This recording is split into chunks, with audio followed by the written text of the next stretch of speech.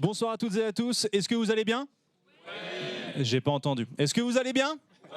Super, bonsoir à toutes et à tous, on est ravis de vous retrouver pour cette soirée de lancement de cette série voilà, qui est la série quand même qu'on attend dans cet univers de Game of Thrones pour tous les fans. Knights of Seven Kingdoms, pardon. Très content en tout cas de pouvoir vous faire vivre cette soirée de lancement. Et donc ce qui est assez fou, c'est que HBO m'a contacté il y a quelques semaines en me disant écoute, on te propose de parler d'histoire pendant 1 heure. J'étais en mode waouh, pour une soirée promotionnelle, quand même il faut y aller. Mais j'ai réuni donc une équipe de choc pour pouvoir vous parler un petit peu d'histoire parce qu'il nous semble pertinent d'évoquer les parallèles à faire entre l'œuvre de George R.R. Martin et l'histoire, puisque lui-même s'inspire grandement dans son œuvre. Pourtant, on pourrait dire de fantaisie au final, donc on pourrait penser que ça s'éloigne, mais en s'inspirant notamment de la guerre des Deux Roses en Angleterre, en s'inspirant aussi du roman historique de Maurice Druon, Les Rois Maudits, par bien des égards, l'œuvre de Martin s'inspire de notre histoire, et donc même dans la série, au final, on retrouve beaucoup de références, et à titre personnel, j'adore essayer de lire un petit peu, vous voyez le même un petit peu de Leonardo DiCaprio qui fait je vois, et voilà. Bah ça, pour le coup, j'adore faire ça quand il y a des séries historiques. Et mes camarades qui sont là aussi, donc on va pouvoir débriefer ça avec eux, expliquer. On a eu la chance justement de pouvoir regarder la série en avance, et donc on a pu vous concocter. Et oui, on a eu de la chance. On a été chanceux, et donc on va pouvoir un petit peu tracer quelques parallèles et vous donner quelques clés de compréhension supplémentaires sur cet univers. Pour rapidement quand même vous rappeler de quoi on va parler, je le rappelle donc, cette série s'inspire de la première fable de A Knight of Seven Kingdoms, les chroniques du chevalier errant, qui parle donc de Duck et de son écuyer Egg, donc œuf en version française. Et donc on suit les pérégrinations de ces deux personnages assez singuliers et qui vivent dans cet univers fantastique, mais qui n'est finalement pas si loin du nôtre et pas si loin de notre histoire. Pour parler de tout ça avec moi, ce soir, vous l'avez vu, je ne suis pas seul sur scène, je suis accompagné de deux magnifiques trublions, bien sûr, puisqu'il s'agit de notre bon Nathanael Dosreis, qui est doctorant en histoire médiévale, qui écrit une thèse en ce moment sur l'équipement du chevalier au XIIe et XIIIe siècle, et qui est depuis peu, en plus, responsable scientifique et culturel au musée de la guerre au Moyen-Âge. Ça fait beaucoup de titres. Ça va, Nathanael? C'est un peu long, ouais. Ouais, c'est un peu long. On va essayer de raccourcir sur la carte de visite quand même. Du coup, j'ai fait 2 cartes de visite. Ok, je vois. Ça va, Nat? Ça va très bien, merci de l'invitation. Ben, merci de venir avec nous pour parler de tout ça, ça va être super. Et on est aussi avec Icarius de la chaîne Histoire Appliquée, que peut-être certains d'entre vous connaissent également. Donc Thibaut, tu es plutôt spécialisé, toi, tu es médiateur culturel, tu as une chaîne YouTube où tu fais justement les liens entre l'histoire et la pop culture. Donc ce soir, on va dire qu'on est un peu dans ton jardin. Oui, on peut le dire comme ça, effectivement. Voilà. Non, mais c'est vrai que c'est rigolo parce que tu l'as dit à juste titre, on a tendance à croire que la fantasy s'éloigne beaucoup de l'histoire. En réalité, c'est rarement vrai, c'est même plutôt l'inverse. En fait, on va voir que même il y a peut-être une boucle qui se forme entre à quel point aussi, la culture peut influencer notre vision de l'histoire. Sachez que aussi à la fin de notre petite intervention qui va durer, je pense, une quarantaine de minutes, où on va un petit peu échanger, on va pouvoir parler d'équipement, du parcours de chevalier. Finalement, qu'est-ce que c'est qu'être un chevalier? Qu'est-ce que les films, qu'est-ce que cette série nous apprend sur le parcours du chevalier? On a du matériel aussi à vous montrer, on aura des sessions de questions-réponses évidemment, et il y aura un concours à la fin, des petites choses à gagner peut-être pour les plus chanceux d'entre vous, donc restez jusqu'au bout. Sachez qu'évidemment, si vous voulez discuter, chuchoter entre vous, évidemment, n'hésitez pas à le faire, on est dans un endroit absolument délicieux, si vous voulez boire un verre, vous levez, il n'y a aucun souci, juste évitez de vous endormir, ça se voit, donc voilà. C'est juste ça. Sinon, vous pouvez faire absolument ce que vous voulez. Donc, nous sommes partis, mesdames et messieurs, un petit peu chevalier et écuyer de l'histoire au conte. Voilà, grande question, c'est sublime. L'idée, donc, comme je disais dans cette histoire, nous suivons donc Duck et son écuyer, œuf, qui vont suivre dans cette première fable. On va essayer de pas trop vous spoiler, donc il faut que je fasse un petit peu attention à ce que je vais vous dire, mais qui vont justement avoir de premières aventures. Mais aussi, on va découvrir ces personnages et aussi un petit peu leur rôle et ce qu'ils représentent dans cette histoire. Et Duck, effectivement, c'est le chevalier dans cette histoire. Alors, on le sait, je le disais, George R.R. Martin s'inspire largement de la figure chevaleresque. Et donc, une question très simple pour toi, Nat, pour commencer. C'est quoi un chevalier? Parce que c'est vrai que les films, on va dire à quel point modifient aussi notre vision, la pop culture modifie notre vision d'un chevalier. Finalement, aux chevaliers. Quand on parle de la chevalerie, presque de ce code de chevalerie, de quelle période on parle et de qui on parle? Question qui n'est pas du tout très simple. C'est parti pour 3 heures. Mais on va essayer de la simplifier. Si je dois répondre simplement à cette question de c'est quoi un chevalier, je vais répondre en une phrase, c'est un combattant à cheval. Après, je peux détailler un peu plus. Ouais, s'il te plaît, Bon. parce que là, on a 45 minutes à tenir, donc... Bon, alors, je disais que c'est pas une question qui est si facile que ça, parce qu'on a souvent l'image du chevalier, et ça nous semble évident de ce que c'est qu'un chevalier. Souvent, les historiens ils vont chercher à remonter un petit peu l'origine de la chevalerie. On arrive au 11e, 12e siècle. En fait, il y a des traces bien plus anciennes. On peut faire remonter la chevalerie pour certains historiens à l'Antiquité romaine, pour d'autres à plutôt à l'Antiquité chez les Germains, tu vois. Ok. Mais pour simplifier, le terme de miles, donc le miles et les milites, c'est du latin, mais ça va être très, très facile. Ça va donner après militaire. C'est ce qui va désigner les chevaliers. Et puis on va commencer à avoir des combattants donc, professionnels qui sont assez bien équipés, qui ont les moyens d'acheter un équipement, qui ont les moyens de s'entraîner militairement, qui montent à cheval. Et ce terme de miles, qu'on va traduire par chevalier, on le voit se développer très rapidement au XIe siècle. Alors, je vais aller très rapidement là-dessus. Et ce terme de miles va être aussi récupéré par la noblesse. Parce que oui, on a l'habitude de se dire qu'un chevalier, c'est un noble. En fait, au XIe, XIIe siècle, c'est pas systématiquement le cas. On va retrouver des chevaliers qui ne sont pas systématiquement nobles. On va retrouver des chevaliers qui ne sont pas systématiquement même des hommes libres, puisqu'on va avoir dans certaines régions en France des chevaliers serfs. Alors pour les souvenirs de l'école, vous savez, les serfs qui sont les non libres et qu'on nous a présentés comme étant des gens extrêmement pauvres, etc. La réalité est un peu plus complexe. Mais bon, pour simplifier, la fusion chevalerie-noblesse se fait durant le XIIe et le XIIIe siècle. À partir de là, au XIIIe siècle, si vous n'êtes pas né noble, vous aurez beaucoup plus de mal à devenir chevalier. Il y a des exceptions, mais voilà, la règle générale, c'est ça. Donc, pour résumer, le chevalier, c'est un combattant professionnel qui combat à cheval, qui est un homme noble. J'ai dit un homme, mais évidemment, il y a aussi des exceptions là-dessus. Ah oui, ça, si, intéressant. On va pas rentrer sur les chevaleresses, c'est des exceptions, mais voilà, généralement un homme noble, combattant professionnel à cheval. Ok, donc il y a cette notion un petit peu de noblesse, tu disais aussi la notion de cheval. Quand même, sur le personnage de Doug dans la série, on se rapproche presque plus du chevalier errant. Pour le coup, Thibaut, c'est un peu plus une figure qu'on retrouve régulièrement, notamment dans tout ce qui va être les contes arthuriens, avec Lancelot, avec Perceval, un petit peu ce chevalier qui va de quête en quête d'une certaine manière. Qu'est-ce que t'en as pensé, toi, de ce personnage ? En fait, c'est effectivement une énième itération de ce chevalier errant qui est une sorte de fantasme littéraire, c'est-à-dire c'est le chevalier qui n'a rien mais qui donne tout et qui défend les valeurs de la chevalerie alors que les grands chevaliers ne le font pas, et donc il va passer par plein d'épreuves et en passant par plein d'épreuves il va un petit peu se révéler au reste du monde.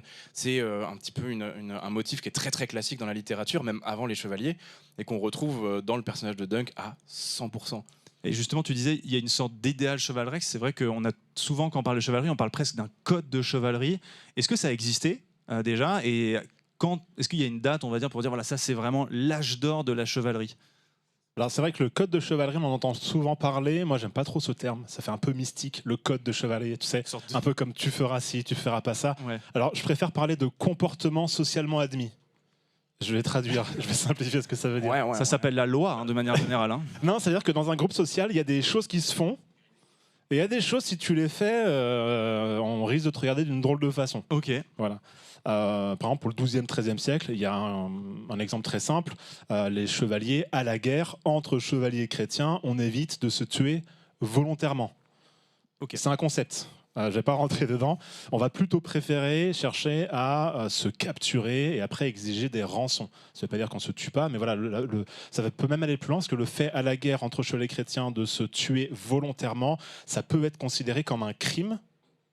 Et qui dit crime dit qu'il peut y avoir à la fin de la guerre des répercussions judiciaires. Il peut y avoir des actions en justice où on va porter plainte contre l'assassin alors qu'on est en pleine guerre entre des ennemis. Voilà, ça c'est un exemple de ces comportements dits chevaleresques. En fait, c'est tout un ensemble de comportements parce qu'on se reconnaît comme faisant partie d'une même classe sociale. C'est pas écrit noir sur blanc, mais ça fait partie de ces attentes. Effectivement, le chevalier, on attend de lui à ce qu'il soit preux, courageux, loyal, fidèle. Et ça, c'est ce qui va transparaître dans les romans et dans les chansons de geste. Donc dans les romans romans de chevalerie qui sont déjà écrits au XIIe siècle. Si je vous dis Chrétien de Troyes, peut-être que ça vous parle. Hein. Yvain, le chevalier au lion, Lancelot. Des bons élèves au fond, là, ouais, ça hoche la tête devant. Bon, tous les romans de la table ronde, hein, globalement. Et là-dedans, on va déjà commencer à distiller tout ce que c'est qu'un bon chevalier. Et quand tu es un jeune noble et que tu grandis sans HBO, mais que tu grandis, j'ai failli mettre un autre nom de la concurrence. Ce sera HBO. Donc sans HBO, mais que du coup, tu n'as pas de série, mais on te raconte ces histoires de chevaliers-là et de chevaliers héroïques. Tes super-héros à toi, en fait, quand tu es jeune chevalier, eh bien, tu vas chercher après à les imiter. Et donc, c'est un petit peu la boucle qui s'auto-nourrit. Donc, je suis un jeune noble. J'ai suffisamment d'argent pour m'acheter de l'équipement, pour avoir un cheval. Et ensuite, comment est-ce que j'apprends? Comment est-ce que je deviens un chevalier? Est-ce que c'est vrai que dans la série, pour le coup, c'est dans le trailer. Je ne spoil pas. Calmez-vous. On voit Duck en train d'enterrer celui qui fut manifestement, en tout cas, son maître, celui qui lui a appris, celui qui lui a tout appris. Dans l'histoire, comment est-ce que ça se passe? Est-ce que moi, jeune chevalier, est-ce que j'apprends auprès de mon père? Est-ce qu'il y a des écoles de chevaliers? Est-ce qu'il y a un diplôme de chevalier? Comment ça se passe? Un bac +2, bac +3 Tu vas devenir bachelier. Alors attention, la blague, elle est subtile parce que les bacheliers, ce sont des jeunes chevaliers. Oh là là. Voilà. Ah, c'est beau, applaudissements. Voilà, applaudissements pour monsieur. Vous allez boire de l'hypocrase ce soir, mais vous ressortirez quand même plus intelligent. Bon, c'est pas que des jeunes chevaliers, mais bon, passons, c'est pas le sujet. Alors, comment on fait pour devenir chevalier? C'est compliqué. Non, alors ce qu'on a eu l'habitude d'apprendre, c'est voilà, on est un jeune noble, et puis après on va avoir différentes étapes, galopin, page, après on devient écuyer, et puis après quand on est assez bon, on devient chevalier. Il se trouve que c'est un peu plus complexe que ça dans la réalité. 11e, 12e, 13e siècle, il semblerait que les écuyers, ce ne soit pas, dans la grande majorité des cas, des futurs chevaliers en devenir, mais plutôt une classe sociale même à part de la noblesse, et c'est une profession à part entière, celle de servir militairement le chevalier. Ça va changer au cours du 13e, 14e siècle, où le statut d'écuyer va devenir un grade militaire, et c'est là où on va retrouver des nobles qui restent écuyers, qui ne vont pas aller faire l'adoubement, etc. Mais pour revenir à ta question de comment on devient chevalier, pour simplifier, je ne vais pas rentrer dans les exceptions, mais pour simplifier, tu es issu d'une famille noble. Et il va y avoir très souvent la relation neveu-oncle. On la retrouve très souvent. Où tu vas chez ton oncle maternel, très souvent, si je ne dis pas de bêtises. Et tu vas suivre un entraînement, toute une formation. Et quand on estime que tu es apte en fait, à devenir chevalier, il y aura une cérémonie qu'on appelle l'adoubement. L'adoubement, c'est un mot qui, à l'origine, désigne revêtir les armes. Quand on dit un chevalier s'adoube, dans les textes en vieux français, c'est le chevalier revêt ses armes. Donc quand on adoube aussi un futur chevalier, on lui remet les armes. Et ça va devenir l'adoubement tel qu'on le connaît, qui signifie l'entrée en chevalerie, l'entrée dans ce groupe social là, particulier. Et donc dans cette formation, qu'est-ce que le chevalier apprend? Est-ce qu'il apprend à se battre? Mais j'ai l'impression qu'on a l'impression que c'est un peu plus que ça, quoi. Comme tu le disais, il y a aussi un code à respecter. Comment est-ce qu'il apprend tout ça? Oui, alors on entend souvent ou on lit souvent que l'apprentissage équestre est long. Voilà, il faut prendre du temps pour apprendre à monter à cheval. Je veux juste revenir là-dessus 2 minutes. Oui, bien sûr. Le chevalier sans son cheval, hein, j'aime bien dire, je viens de Savoie, et j'aime bien dire qu'un chevalier sans son cheval, c'est comme une raclette sans fromage. Ouais. Le concept, il est intéressant, mais on va pas très loin, tu vois. Effectivement, dans chevalier, il y a cheval. Donc, il ne faut pas oublier que le chevalier combat essentiellement à cheval. Et donc, on a des auteurs, des historiens qui disent, voilà, l'entraînement équestre, il est long, il est pénible. Mais c'est parce qu'on calque souvent une vision très moderne de l'apprentissage équestre aujourd'hui. Il ne faut pas oublier qu'on est dans une société où, dès l'enfance, ils sont confrontés aux chevaux et ils apprennent à monter dès qu'ils sont enfants. Il n'y a pas de cours classiques d'équitation avec voilà, tout un cursus. C'est un peu comme si aujourd'hui, on voit les jeunes enfants qui vivent en Mongolie, on les voit monter à cheval, ils ont 5-6 ans, ils montent à cheval parce que c'est dans leur culture et on est dans cette culture-là. Par contre, ce qui va être long, c'est d'apprendre à manier les armes correctement. Le chevalier combat d'abord à la lance, puis après à l'épée, et puis il va aussi savoir lutter. Il va savoir le faire à pied, mais aussi à cheval. Et donc, ça va être l'entraînement militaire à cheval qui peut être assez long. Alors, on n'a pas de traces directes. On sait qu'ils vont s'entraîner, par exemple, à la quintaine. Ça vous parle un petit peu? Vous savez, c'est un entraînement. Alors, au XIIe, XIIIe siècle, la quintaine, c'est très simple. C'est un poteau. On met un bouclier ou un caisse dessus et on tape le poteau à la lance. Après, on va développer ça en faisant ces quintaines qu'on a l'habitude de voir avec le bouclier qui tourne. Il faut Ça, pas c'est à la fin du Moyen-Âge. Mais pendant quasiment tous les 8 siècles, les 8 premiers siècles du Moyen-Âge, c'est poteau, on tape, on défonce et on apprend à se servir d'une lance là-dessus, de la joute, et on le voit assez bien dans la série. En tout cas, on voit assez bien dans la série la différence entre un chevalier qui a suivi un entraînement et un qui découvre. moins, Moins, on va dire. Thibaut. Non, c'est juste que j'allais te rattraper au cas où tu spoil parce qu'on est sur des trucs. Voilà. Non, mais pour le coup, ce qui est intéressant avec ce que tu dis, avec l'idéal de la chevalerie, etc., pour le coup, c'est vrai que le monde de Game of Thrones, ce royaume, il est quand même... L'œuvre de Martin n'est pas manichéenne. C'est vrai que par rapport à beaucoup d'œuvres de fantasy, c'est vrai que tous les personnages sont complexes. Et du coup, défendre cet idéal chevaleresque, ce qui fait que le personnage il est assez singulier finalement dans l'univers de Martin. T'en as pensé quoi, Thibaut ? Oui, complètement. D'autant plus qu'il est, là pour le coup, par rapport au livre, il est carré, quoi. Il n'y a rien qui dépasse. Et c'est un personnage qui n'est foncièrement pas mauvais et qui est 100% habité de cet idéal de chevalerie et qui, au final, c'est ce qu'on se disait tout à l'heure, un peu, c'est sa seule richesse. Donc, il la conserve, il la défend, et il la défend au-delà de l'imaginable, et je ne vais pas continuer pour ne pas spoiler non plus. Mais voilà, ça, c'est quelque chose qui est hyper intéressant. On voit au Moyen-Âge déjà, et c'est vrai que c'est une thématique qu'on voit dans d'autres œuvres, mais c'est très présent dans celle-ci, les différences entre les nobles qui finalement, de très haute lignée, qui sont pas toujours nobles précisément, et ceux qui sont de très basse lignée. En fait, on se rend compte qu'il y a plusieurs niveaux de hiérarchie dans la chevalerie, il y a plusieurs niveaux de hiérarchie sociale, et la notion de noblesse, de cœur, d'âme, de chevalerie, de tout ce qu'on veut, ne dépend pas de son niveau social, et c'est vrai que la série montre très très bien cet état de fait. De toute façon, vous le découvrirez rapidement sur vos écrans, mais c'est un personnage qui est du coup, par rapport aux autres, très très très unique dans l'univers de Game of Thrones, et rapidement attachant du coup. Et rapidement attachant. Rapidement attachant, parce que très vite on se dit oh, il est dans un univers si dur pour lui, le pauvre. C'est ta seule richesse, comme tu le disais. Donc non, ça marche bien. Et donc, c'est un personnage qui n'est jamais sans son écuyer, on le disait. Donc Egg, qui est un petit garçon, qui semble lui aussi très très très innocent et très intelligent, qui n'a pas la langue dans sa poche. Vous verrez, très attachant. Et donc lui veut être écuyer, devenir l'écuyer de Duck. Mais finalement, c'est quoi le rôle de l'écuyer ? C'est vrai que tu l'évoquais rapidement, c'est vrai qu'on a un petit peu tout, je pense, l'image de l'écuyer comme celui qui est en centre de formation, quoi. C'est-à-dire qu'il est le chevalier de demain. Est-ce que c'est le cas aussi dans les recherches historiques ? Ça peut arriver. Ça peut arriver qu'on a des écuyers qui vont après accéder à la chevalerie et être adoubés et changer même de catégorie sociale. Des fois, des écuyers qui ne sont pas nobles qui vont devenir nobles en rentrant dans la chevalerie. Encore une fois, pour le Moyen-Âge central, 12-13e siècle, c'est ce que je disais tout à l'heure, on a des écuyers, c'est leur métier. Ils ont une paye, ils ont un rapport financier avec leur... Et on a des anecdotes comme ça qui sont un peu touchantes. Dans un roman, on va avoir un chevalier qui est invité à manger chez le duc de Normandie, Richard II de Normandie. Et en fait, le duc commence à voir que son invité vole des cuillères en argent.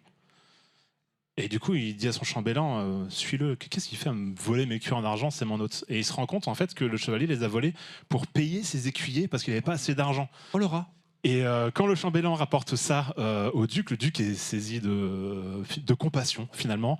Il se dit ah bon bah c'était pas pour son usage propre, c'est parce qu'il est vraiment dans une difficulté financière et donc il va rallonger, donner beaucoup d'argent au chevalier pour qu'il puisse payer convenablement ses écuyers. Voilà, donc on a ce rapport-là financier entre ces écuyers et ce chevalier qui est très loin de ce qu'on a l'habitude de voir dans l'histoire, hein, dans nos histoires à nous, je veux dire, ou dans les séries, de l'écuyer qui est un futur chevalier. Ça semble pas trop être le cas. Le rôle de l'écuyer, c'est donc de porter l'équipement de son maître. C'est même de là d'où vient le terme d'écuyer, de l'écu, le bouclier. Je ne vais pas rentrer dans les termes latins, mais c'est la même chose globalement. Et puis, quand de monter la tente, de s'occuper de son maître, d'aller fourrager, ça veut dire aller chercher de la nourriture, à la fois pour les chevaux, à la fois pour son maître, de s'assurer que tout va bien, d'entretenir l'équipement, etc., etc. Mais on va aussi avoir dans le parallèle, des fois, des écuyers qui ont une formation militaire et qui vont devenir par la suite chevaliers. Est-ce que ça veut dire que l'écuyer est noble s'il peut devenir chevalier, par exemple ? On a les deux cas de figure en fait. Ok. On a des cas où l'écuyer n'est pas noble et par l'accès à la chevalerie accède à la noblesse. Ok. Et puis au 13e, et là où le titre d'écuyer devient un titre militaire, je vous disais, il y a un changement. Il faut imaginer que le Moyen-Âge, c'est pas 1000 ans où c'est la même chose. C'est C'est que ça que c'est j'essaie de 1000 ans, vous le dire. C'est que ça évolue déjà. Et là, je vous passe les spécificités régionales, où c'est pas la même chose déjà d'une région à l'autre.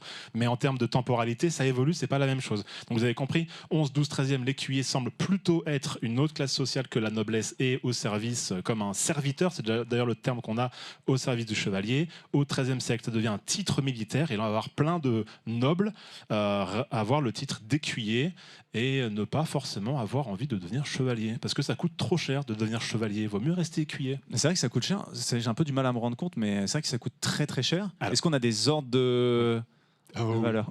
Je vais donner un exemple. Au XIVe siècle, par exemple, avoir un cheval de guerre, ça peut, les historiens ont fait les recherches là-dessus, correspondre à 1 an de tes revenus. Un cheval de guerre. Ah oui, ok. Tu dois en avoir plusieurs chevaux avec toi, le cheval de guerre, le cheval de selle, le cheval, etc. Et après, on va parler de l'équipement même militaire qui peut lui aussi correspondre à un cheval de guerre. Donc, tu te retrouves avec des coûts à sortir. Je dis 1 an de tes revenus. Je ne sais pas si vous arrivez à vous rendre compte, c'est énorme. Même pour un chevalier, on va dire, il est... Voilà. Donc, il y a plusieurs nobles qui décident de dire non, mais écuyer, c'est un titre militaire maintenant, on n'est plus serviteur, c'est bien, je ne suis pas obligé d'être... Puis en plus, aller à la guerre, flemme. Et donc là, on va voir les souverains qui vont dire c'est-à-dire. Parce que nous, on a un petit problème avec le roi de France en face, là, pour des questions territoriales. On est en pleine guerre de 100 ans. Et le même problème se pose en face. Et on va mettre en place des lois pour contraindre les nobles qui ont les moyens financiers de devenir chevaliers de le devenir. Sinon, on confisque les terres. Ok. Et c'est un enjeu qu'on voit dans la série d'ailleurs, et Oui. encore plus dans le livre si vous l'avez lu. C'est cette notion de comment est-ce qu'un chevalier aussi pauvre que Duncan arrive à garder les chevaux parce qu'il est obligé d'avoir ses chevaux, arrive à s'équiper parce qu'il est obligé de s'équiper, et comment est-ce qu'il se débrouille avec ça, et les enjeux derrière ça qui sont assez énormes en termes d'intrigue. Et là encore, je peux pas en dire plus, mais c'est bien montré dans la série, c'est ça que je veux dire. Moi j'ai une question aussi, tu l'as un tout petit peu évoqué. Tu parles effectivement de loi pour contraindre à la guerre. Il y a aussi toute la question de la fidélité du chevalier. C'est vrai qu'on en parle un petit peu dans la série et vous le verrez, mais c'est vrai que si un chevalier n'a pas forcément de terre, il est noble mais il n'a pas de terre, comment est-ce qu'il peut vouer sa fidélité à tel ou tel roi? Est-ce qu'il peut changer durant sa carrière entre guillemets de club? Est-ce qu'il peut aller une fois pour le roi de France, une fois pour le roi d'Angleterre, une fois pour tel ou tel noble? Alors... Ça dépend des régions. Non, on va avoir donc des chevaliers qui n'ont pas de terre, qui vont être des chevaliers domestiques. Ça veut dire qu'ils sont logés au château d'un seigneur. Et donc ils n'ont pas de biens à eux. On va avoir des chevaliers qui ont des fiefs de haubert. Alors ça c'est très drôle. Le fief de haubert, ça veut dire que son fief c'est son haubert. Le haubert c'est l'armure. Voilà. Que son territoire, c'est juste son armure. C'est désigné comme ça veut dire qu'il n'a pas de terre à lui. Okay. Et que, voilà. Et effectivement, tu as les liens de fidélité qu'il y a entre les chevaliers et leurs seigneurs, des liens qui sont très forts. Si tu romps ce lien-là, tu es ce qu'on appelle félon, et à partir de là, tu peux avoir des répercussions qui sont très fortes. Le problème qui peut se passer, c'est si tu as des terres qui sont à la fois dans, on va dire, les terres du roi de France, par exemple, et d'autres terres qui sont à la fois dans les terres du roi d'Angleterre. Je dis ça parce qu'il y a plein d'exemples, typiquement la frontière de la Normandie, au XIIe, XIIIe siècle, on va se retrouver dans ce genre de cas de figure-là. Et ben, on va avoir différents types, les chevaliers. On va essayer de mettre en place des lois. Ok, donc il y a un seigneur qui est plus important que l'autre, c'est le seigneur Lige. Ouais. Des fois, on va changer d'un camp de l'autre. On va dire, bon, écoute, si vous êtes en guerre, je vais prendre parti pour lui parce que j'ai pas le choix. Bref, ça, on le voit très bien avec différentes histoires. On avait pu le voir avec Guillaume le Maréchal. Oui. Et puis, on va avoir d'autres chevaliers qui vont pas s'encombrer de ces choses-là et qui vont faire à leur guise. Ça se passe plus ou moins bien. Ouais, d'accord. Ils peuvent avoir peut-être des retours de bâton. Si t'as parié sur le mauvais cheval. Pour le coup, pour un chevalier, ça tomberait mal. D'ailleurs, tu parlais un tout petit peu de l'équipement, donc on va en parler dans un instant. J'ai un petit peu oublié de vous en parler, mais pour ceux qui découvrent la série, je me permets de vous rappeler que les événements que vous allez découvrir dans la saison 1, justement, de A Night of the Seven Kingdoms, se déroulent 80 ans après les événements de House of Dragon et 90 ans après les événements de House of Dragon et 90 ans avant ceux de Game of Thrones. Donc en fait, on est entre les deux pile quasiment entre les deux séries. Donc en fait, ce qui fait qu'on rencontre des personnages qu'on a vus dans aucune des deux saisons. Donc ce qui est très intéressant. Des fois qu'on a entendu parler dans l'une ou dans l'autre. Et donc c'est assez intéressant parce que des fois on peut anticiper certaines destinées. Tu parlais un peu de l'équipement, justement. Je propose qu'on en parle parce que, évidemment, dans la série, on en voit pas mal, on voit beaucoup de choses. Mais du coup, mon cher Nat, tu fais de la reconstitution historique. Je le rappelle, tu travailles sur l'équipement du chevalier au XIIe, XIIIe siècle, durant cet âge d'or de la chevalerie. Donc, tu nous as ramené de la reconstitution, des objets reconstitués. Est-ce que tu peux un peu nous le présenter? On va vous faire passer justement quelques équipements pour que vous puissiez un petit peu découvrir vous aussi à quoi ça peut ressembler.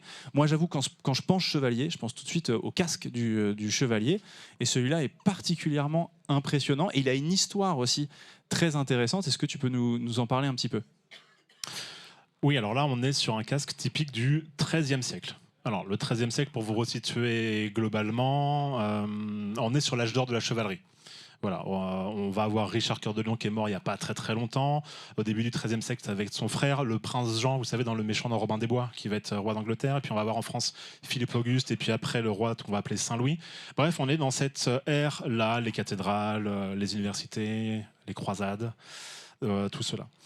Et il faut savoir que des casques du XIIIe siècle, des casques qu'on a conservés aujourd'hui, en 2026, qui datent du XIIIe siècle, à l'heure actuelle, on en a 2 qui étaient conservés. Un qui est en Italie et un qui est en Pologne, qui date lui de la fin du XIIIe siècle. T'aurais tellement dû leur faire croire que c'était celui-là, ça aurait été fou. Ça aurait été fou. Et tu le tiens sur tes genoux comme c'est ça. dingue, comme ça, sans En gants, équilibre. en espérant qu'il ne tombe pas. Oula. Et il se trouve qu'il y a quelques années, un peu par hasard, je tombe sur une photo d'un casque qui pourrait être du milieu du XIIIe siècle, un casque un petit peu emblématique dans sa forme, dans sa géométrie. Premier réflexe que j'ai, c'est de me dire, bon bah facile, c'est un faux. C'est tellement peu probable, voilà, les casques du XIIIe siècle, on n'en a pas conservé, même si on en cherche, que d'un coup, je me dis, bon bah... Alors, vous n'imaginez pas le marché du faux, en fait, sur les armes et les armures. C'est un gros marché très lucratif, avec des gros enjeux financiers, avec des organisations criminelles derrière, parce que ça brasse beaucoup d'argent. Et donc, très compliqué à gérer pour les musées, d'ailleurs. Très compliqué à gérer pour les musées. C'est vraiment un énorme enjeu de conservation d'arriver à trier ce qui est du vrai et du faux. Et donc, arriver avec une photo de casque inédit, dans 99% des cas, nous, on se dit qu'il est faux, quoi. Oui, effectivement, dans les musées, il y a des pièces qui sont fausses, quoi. Bon, passons. Donc je vois cette photo-là et forcément je me dis bon bah non, mais allez c'est bon. Mais par souci de conscience, je vais quand même demander des photos un peu mieux à voir. Je vous passe les pérégrinations, mais en voyant les photos, il est en Autriche, le casque, je me dis ah peut-être. Alors peut-être. Alors peut-être. Et je décide d'aller le voir. Il est chez un collectionneur privé, ce qui est un gros red flag aussi, en général. Voilà. Collection privée égale vente aux enchères, égale tout ce que je vous ai dit précédemment. Voilà. Mais pour une fois, ce collectionneur décide de bien vouloir ouvrir les portes, ce qui est très rare aussi, parce que vous êtes collectionneur privé, vous avez acquis des pièces à des dizaines ou des centaines de milliers d'euros. Vous n'avez pas envie qu'un historien arrive et fasse. C'est un faux, ça, monsieur. Non, vous n'avez pas envie de savoir. Donc souvent, les portes ne s'ouvrent pas. Et là, il accepte de venir, donc avion, hôtel. Incroyable. Et là, je me dis quand même, j'ai lâché un gros billet financier. Imagine, devant la porte, avant de sonner, je me dis, imagine, tout ça pour ça. Bon, bref. Et en étudiant le casque, je vais vous passer un peu les détails, mais il y a quand même plein de faisceaux d'indices, voilà, qui commencent à me dire, ah, il est peut-être vrai celui-là. Il y a plein de choses qui me font penser qu'il est vrai. Je ne vais pas trop rentrer dans les détails là-dessus, mais on aura peut-être l'occasion d'en parler plus tard. Donc, partant de là, je me suis dit, on va faire des analyses sur le casque, des analyses archéométallurgiques, c'est-à-dire qu'on va prélever un fragment du casque et on va l'étudier pour savoir si la composition est comparable à ce qu'on peut retrouver sur les casques authentifiés. Résultat qui tombe, oui. Donc, très probablement, elle est 90-95%, le casque est un casque authentique du milieu du XIIIe siècle, ce qui en fait probablement même le plus vieux casque de chevalier connu à ce jour. Oh waouh, c'est fou. Ouais. Et c'est quoi les 5% d'hésitation qui fait que, par exemple, tu peux pas dire que c'est un... Peut-être que le faussaire qui a fait ça est trop fort. Ah ouais, genre c'est vraiment un forgeron exceptionnel. Je préfère laisser toujours une marge, tu vois. La prudence du scientifique, quoi.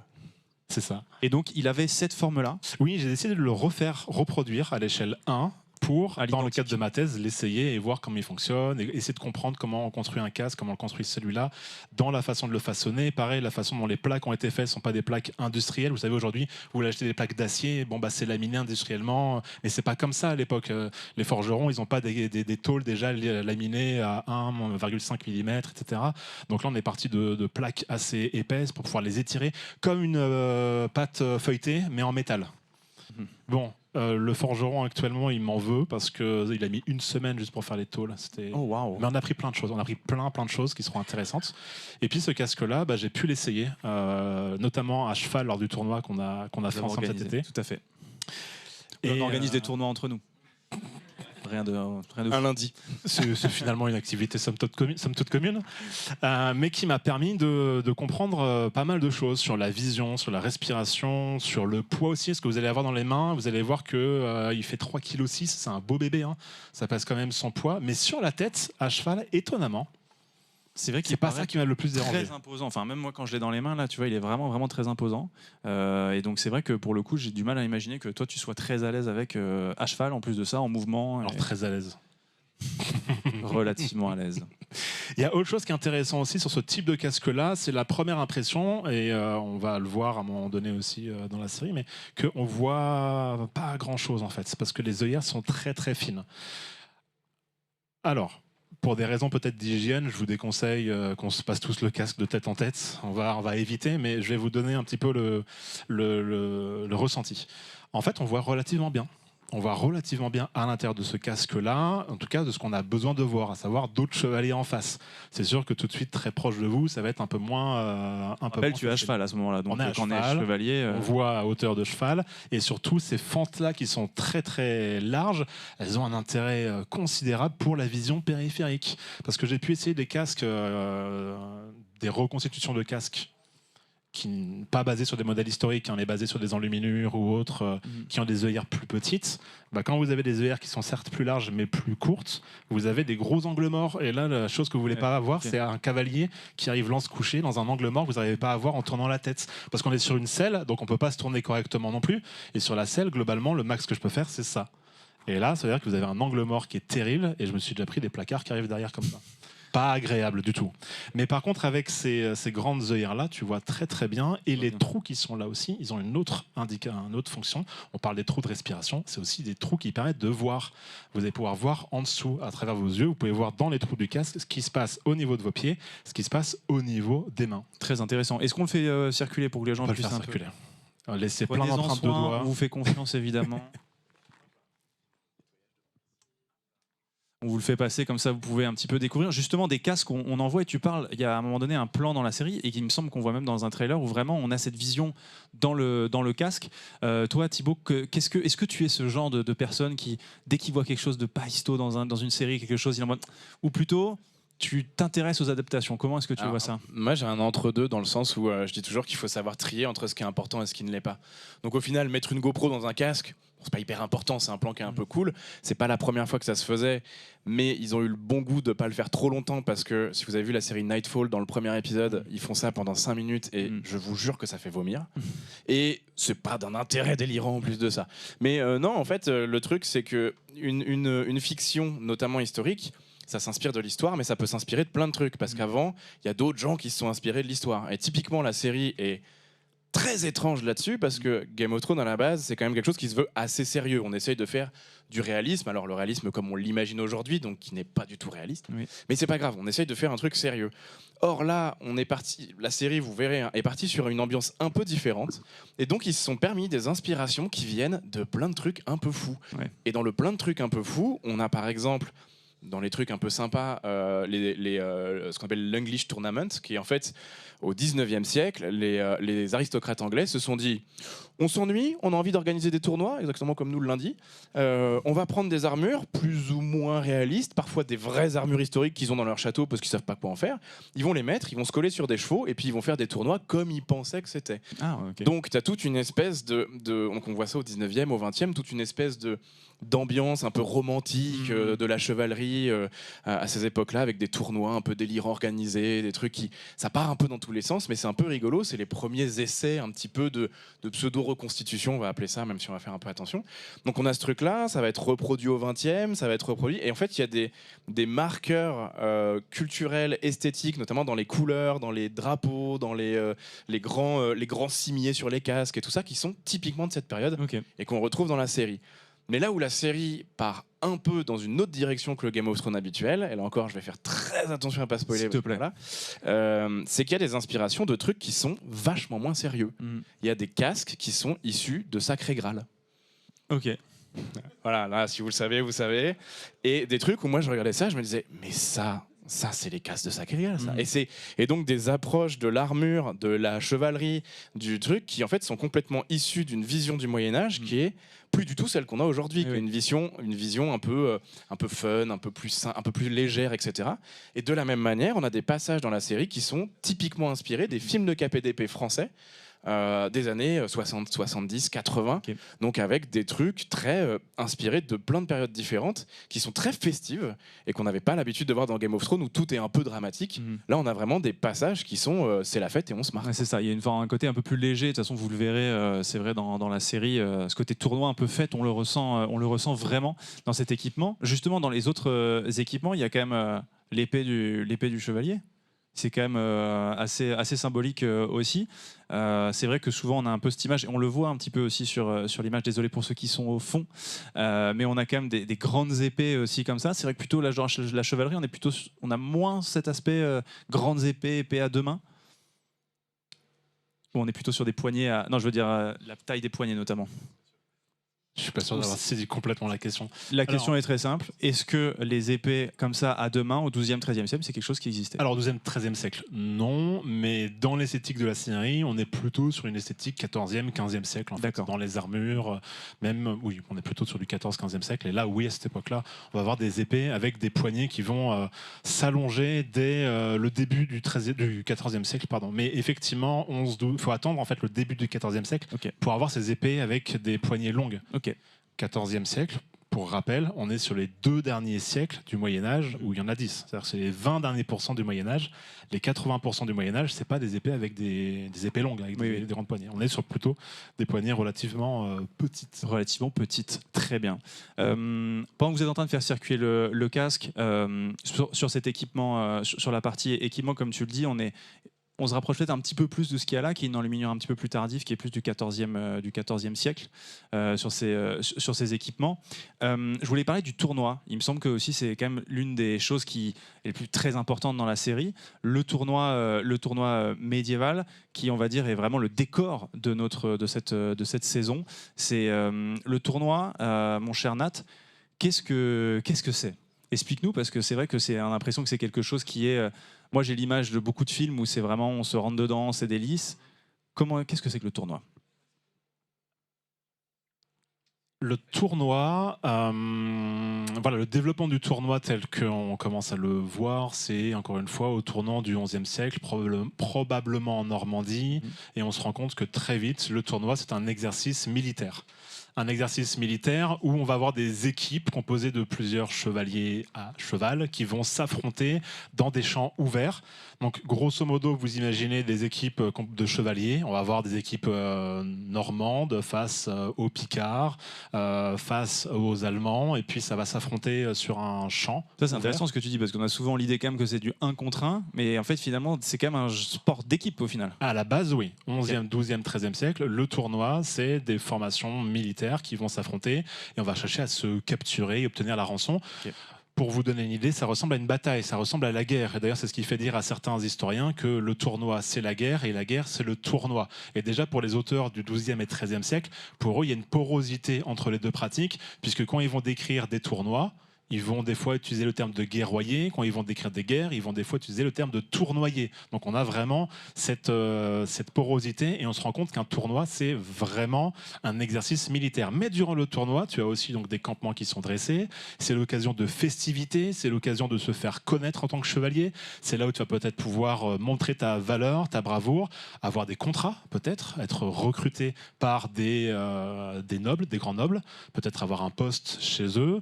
On va avoir aussi ce que j'aime bien dire des fois, une sorte de mercato entre les chevaliers, où on va avoir des négociations. J'aimerais bien avoir ton chevalier dans mon équipe, d'accord, tu me le payes tant, ok, on fait les tractations financières pour acquérir à son service des chevaliers d'une autre équipe.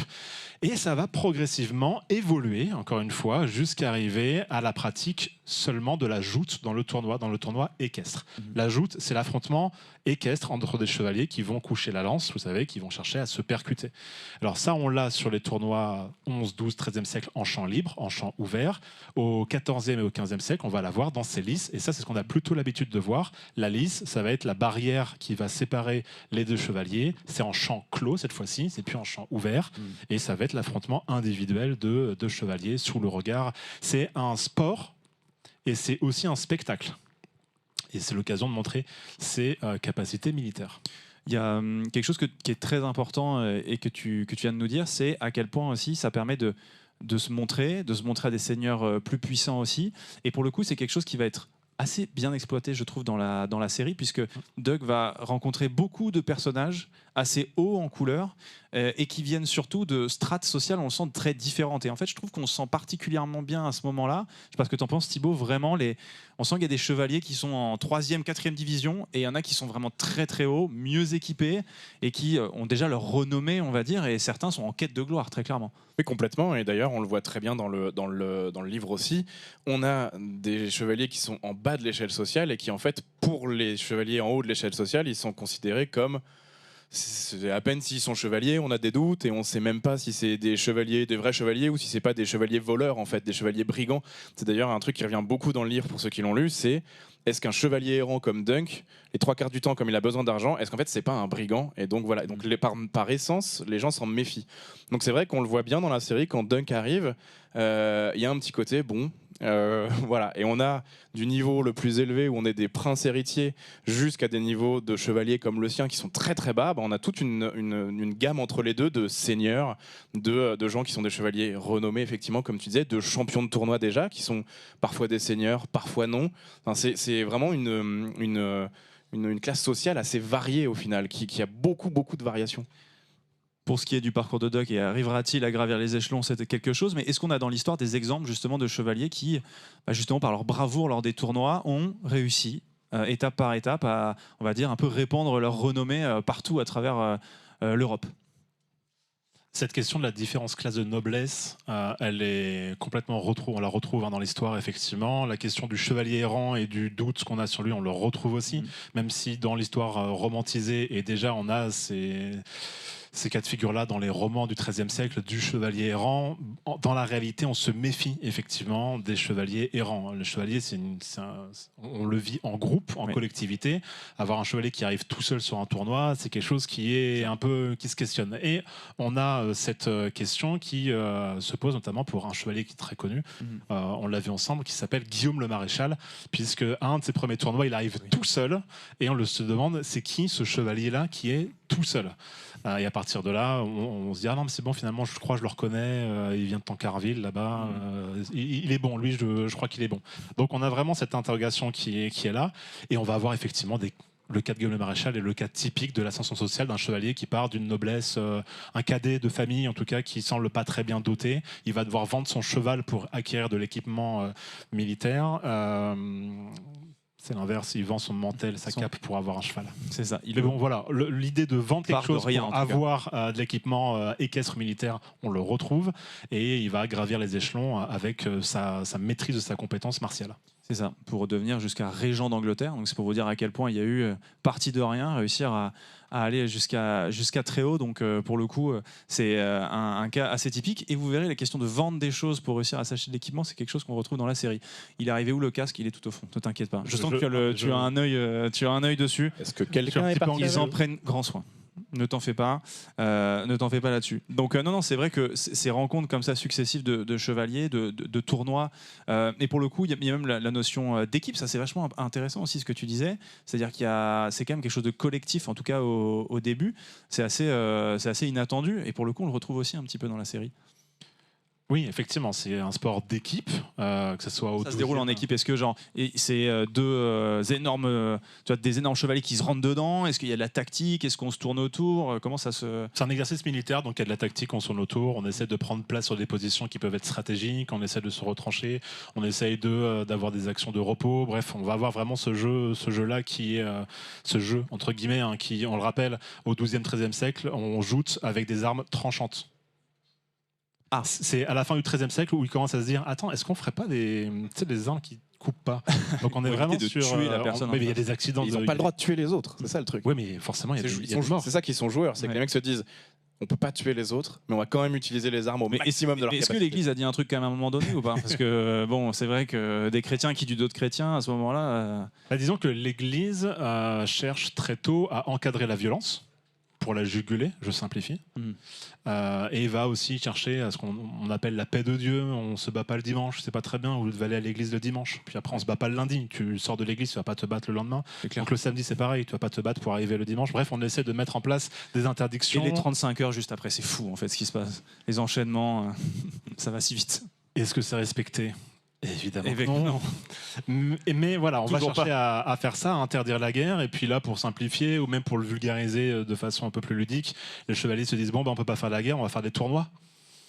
Et oui. Et en gros, l'Église là, se dit est-ce que vous n'êtes pas en train de vous moquer de nous? Donc l'Église interdit les tournois, ou en tout cas, elle essaye de les interdire. Elle va jeter l'interdit. C'est un vrai terme, ça veut dire que si tu meurs dans un tournoi, tu n'as pas le droit d'avoir une sépulture chrétienne. Tu n'iras pas au paradis, en fait, si tu meurs dans un tournoi, parce qu'on interdit les prêtres à faire les derniers sacrements, etc. Tout ce qu'il y a. Est-ce que ça dissuade les chevaliers? Pas du tout. Pas du tout. Donc on va avoir... Finalement, ça va être après les rois qui vont chercher à légiférer et interdire les tournois pour éviter d'avoir des morts inutiles. Ouais. Voilà, très bien. On entend, en tout cas, c'est cette évolution, et puis même l'évolution du tournoi montre que voilà, c'est quelque chose qui a beaucoup évolué. Et tu le disais avec cette épreuve collective à la base, et puis qui est devenue beaucoup plus individuelle par la suite. Et c'est plus ce tournoi, 14e, 15e que vous allez retrouver, notamment dans la série, dans l'imaginaire qu'on peut se faire un petit peu du tournoi. Mais vous comprendrez un petit peu plus, je pense, quand vous la regarderez. Vous comprendrez, je pense, un petit peu plus d'où ça vient. Et c'est plutôt bien traité. Franchement, historiquement, dans la série, il y a des choses qui sont vraiment bien mises en scène. Doucement mais sûrement, on arrive à la fin de notre intervention, mais il y a quand même quelque chose qui est quand même important dans l'œuvre de Martin. On le disait, c'est quand même l'impact de l'histoire sur son œuvre, mais Thibaut aussi, et ce qu'on observe de plus en plus, c'est à quel point est-ce que aujourd'hui l'œuvre de Martin, qui est quand même devenue depuis ces 15 dernières années sûrement l'une des plus grandes œuvres de pop culture, que ce soit à travers les livres bien sûr, encore avant, mais quand même avec les séries Game of Thrones, House of the Dragon et cette nouvelle série sur Duck et Egg, on sent quand même que aujourd'hui, cet univers semble tellement cohérent, il semble tellement crédible, qu'il semble aussi impacter notre propre vision de notre histoire. Et il y a une sorte de boucle en fait où on a l'impression que désormais c'est notre vision collective de l'histoire est influencée. Ouais, en fait, et c'est un peu une boucle étrange parce que si vous lisez la première nouvelle, en fait, c'est du 14e. Vous enlevez les mentions faites des dragons et des armoiries qui ne sont pas respectées pour l'héraldique, c'est du 14e. Ça pourrait être un truc historique sans aucun problème. Donc évidemment, Game of Thrones est vachement lié à l'histoire. De toute façon, Martin ne s'en est jamais caché. Tu l'as dit tout à l'heure, c'est vraiment très très inspiré de l'histoire. Ce qui est intéressant, c'est quand on décide de faire une adaptation, on s'éloigne aussi du matériau d'origine, qui lui-même s'éloignait un peu du matériau d'origine, et du coup on va un peu plus loin. Si vous avez déjà regardé des vieux trucs, on parlait de Sacré Graal tout à l'heure, la vision de l'histoire médiévale, elle n'était pas du tout la même. On était sur un truc qui était un petit peu fun, mais très coloré, très voilà. Et à partir des années 90, il y a une espèce de basculement qui se fait, notamment à partir de films comme Braveheart ou Le 13e guerrier. Il y a un basculement qui se fait entre un Moyen-Âge lumineux, sympa, rigolo, Robin des Bois qui rigole dans la forêt avec ses copains, enfin voilà, à un truc en mode genre c'est déprimant, on est dans la boue, on est triste, on n'est pas bien, on est malade, on va crever, tout le monde nous trahit, c'est chiant. Voilà, il y a vraiment cette espèce de transition qui se fait dans les années 90 qui est un peu qui se voit vraiment très très fortement. À partir des années 2000, on a Gladiator, donc sur de l'Antiquité, qui vient enfoncer le clou, et Game of Thrones ensuite. Et on va appeler ça l'effet Game of Thrones aujourd'hui. C'est-à-dire que des trucs existaient avant, mais Game of Thrones a mis en place un univers médiévalisant où au final, on est quasiment sur de la low fantasy, c'est-à-dire qu'il y a très très peu de choses qui sont... Vous n'avez pas beaucoup de créatures magiques, il y en a un petit peu. Vous avez un peu de dragons, un peu de zombies, un peu de magie. Oui, mais tu enlèves un petit peu ça, au final, il y a un truc très crédible, en tout cas cohérent. 80% de l'univers.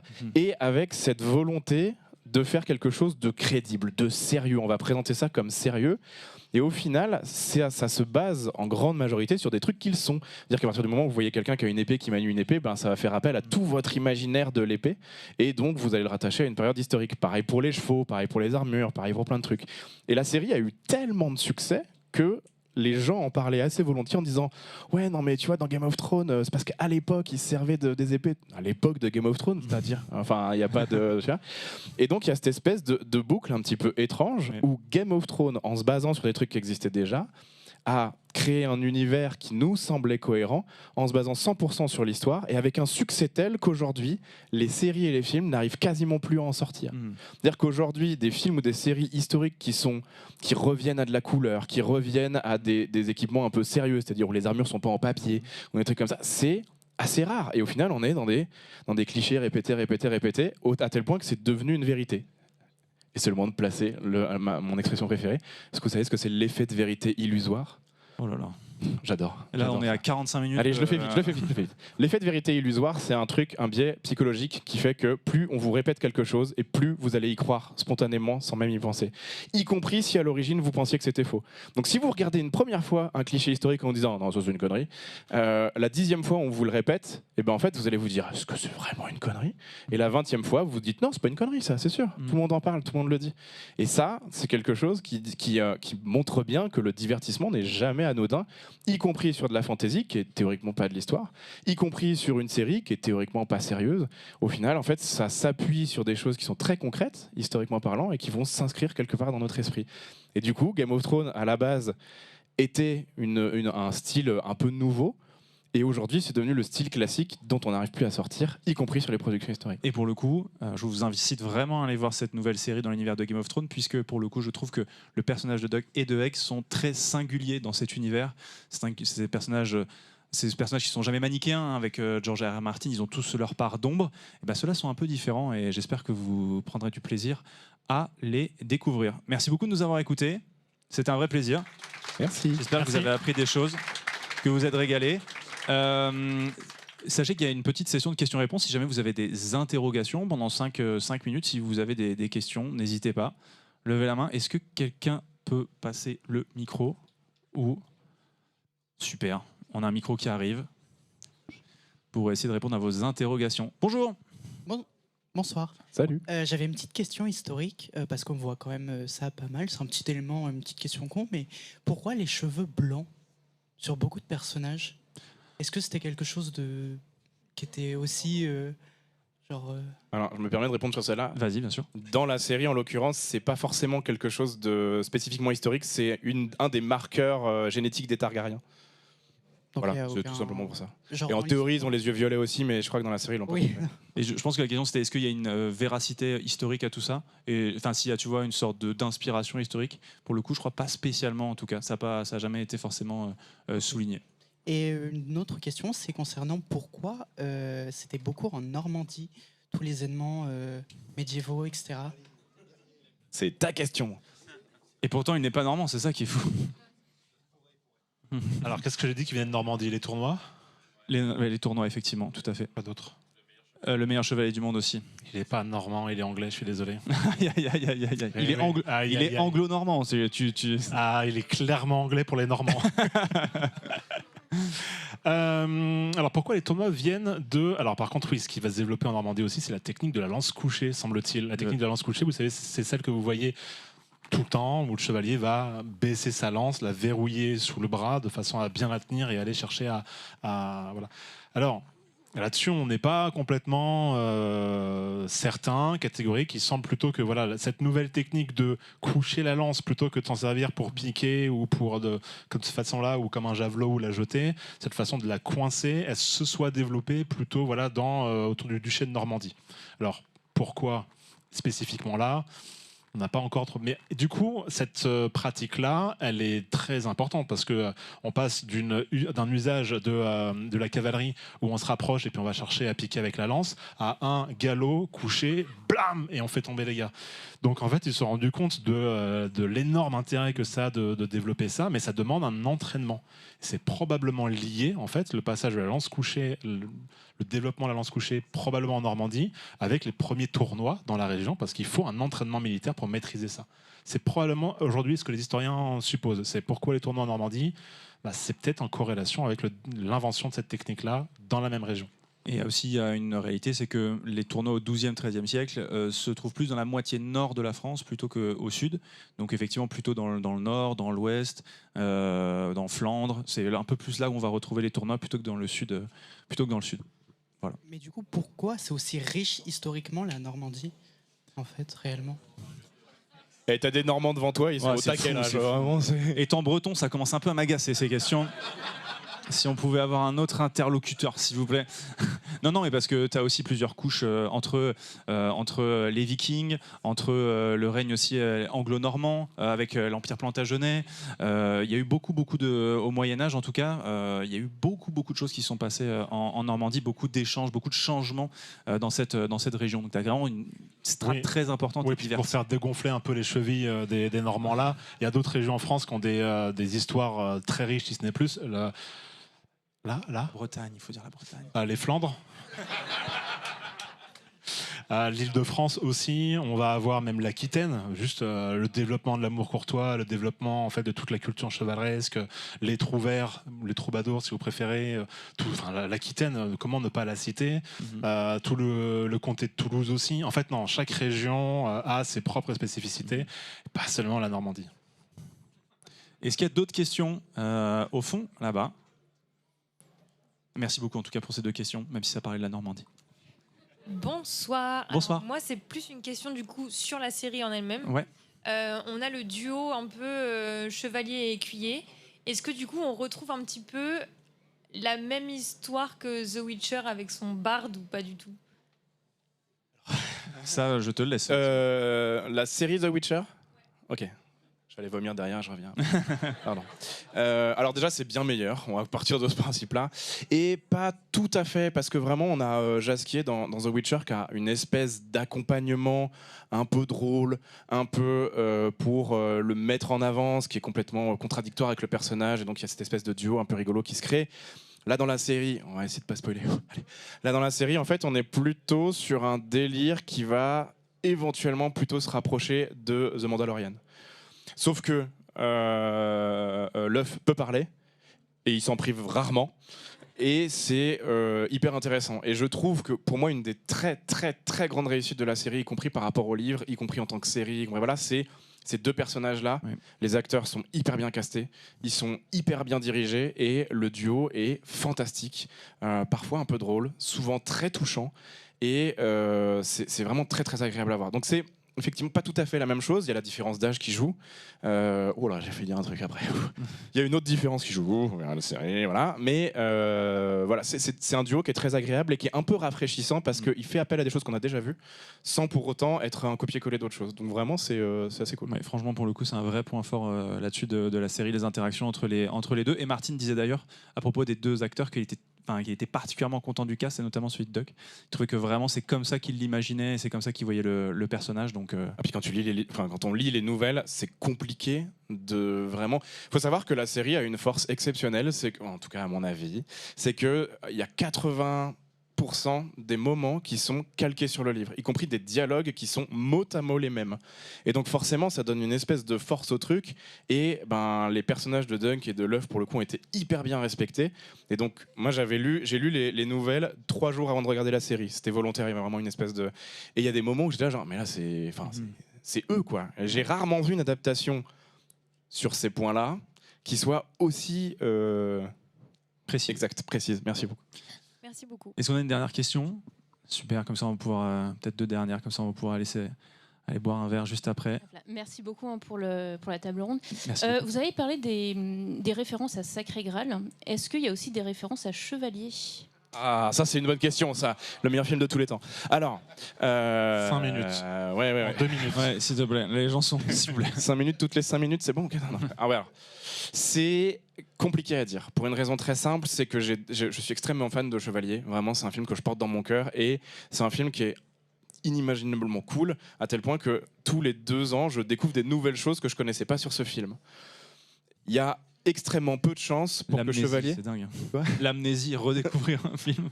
Mais arrêtez de vous moquer. Bref, il y a extrêmement peu de chances pour que Chevalier ne soit pas inspiré de la nouvelle de George R.R. Martin à l'origine. Je suis allé voir les dates de sortie et d'écriture de Chevalier pour vérifier. C'est sûr, il y a trop de similarités pour que ce soit... Voilà. Mais pour autant, ça s'en écarte vachement. Par contre, le début, si vous avez vu le début de Chevalier, le début de la série, vous allez être là genre, c'est marrant ça, il faut voir des choses. Mais voilà, après des références exactes, j'ai voulu en voir, j'ai voulu en chercher, mais je pense qu'il n'y en a pas, à part dans certaines manières par moment de montrer des tournois, mais je pense que c'est plus dû à la manière de le faire au cinéma que la manière de le faire dans Chevalier. Et on avait juste une dernière question devant. C'était juste par rapport, du coup, historiquement, en tout cas dans les bouquins, les écuyers, ils ont tendance à être très jeunes, genre 10-12 ans par là.